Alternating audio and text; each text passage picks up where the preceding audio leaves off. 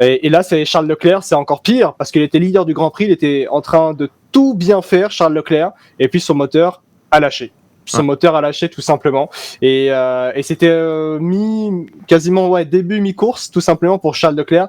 Et là, c'est terrible parce que là, ça fait mal, fait mal. Même Charles Leclerc, il le disait après ce Grand Prix, j'ai l'habitude de rentrer chez moi en étant déçu. Et là, il faut savoir que sur tout le mois de mai, Ferrari n'a pas gagné. Ouais. C'est quand même très important de le noter, tout en sachant aussi d'ailleurs que Ferrari a quand même commencé cette saison avec un 44-0 en termes de points après le Grand Prix de Bahreïn sur Red Bull. Et aujourd'hui, on a un avantage très considérable de Red Bull par rapport à Ferrari, parce que Red Bull, ils ont marqué 44 points aujourd'hui. Ouais. Avec la victoire, la deuxième place et le meilleur tour en course pour Sergio Pérez. Ça fait mal.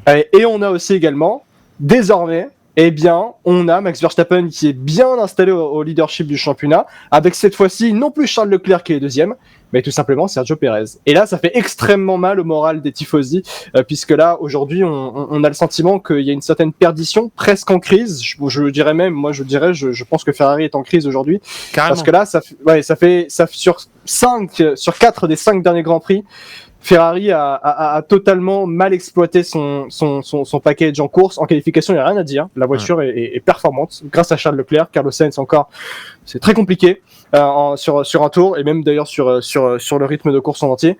Mais là, vraiment, Ferrari, aujourd'hui, il y a une certaine crise qui s'est installée parce qu'on a le sentiment que Red Bull est vraiment bien installé dans l'exploitation de la course et aussi dans l'exploitation de la globalité de la saison, notamment dans le développement de la voiture. Red Bull a clairement une meilleure vision sur l'avenir, à mon sens, que Ferrari, qui est un peu trop prudente à mon sens. Et si on veut aller gagner un titre, il faut arrêter d'être prudent et sortir les chevaux. C'est chaud, et on voit, et la stat qui fait très mal, c'est que maintenant Leclerc se retrouve à 17 points de Russell.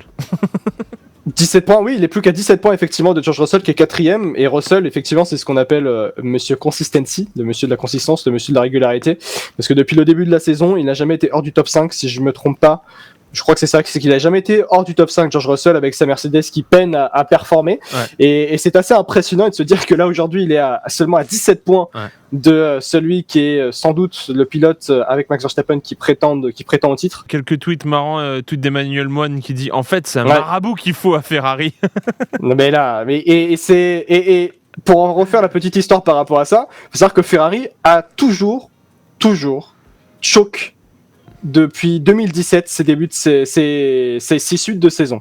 En 2017, par exemple, Ferrari avait créé une monoplace qui était nettement meilleure que la Mercedes. Sauf que Mercedes était meilleur au niveau du développement, tandis que du côté de chez Ferrari, on a été catastrophique. Catastrophique derrière. Et là, c'est un peu l'histoire qui se répète visiblement, et c'est pour ça que du côté de l'Italie, c'est vrai que ça a ressenti d'ailleurs que du côté de l'Italie, c'est que en Italie, tout le monde était content du début de saison de Ferrari, mais tout le monde n'était pas serein vis-à-vis de l'avenir de la saison. Et ils avaient raison, parce que Ferrari reste Ferrari, il se passe toujours des choses. Sans Ferrari, on s'ennuierait en Formule 1, littéralement. Ton coéquipier, j'ai envie de dire ton teammate Hydro, qui tweet, on n'en peut plus, sa mère. J'ai pris le plus poli.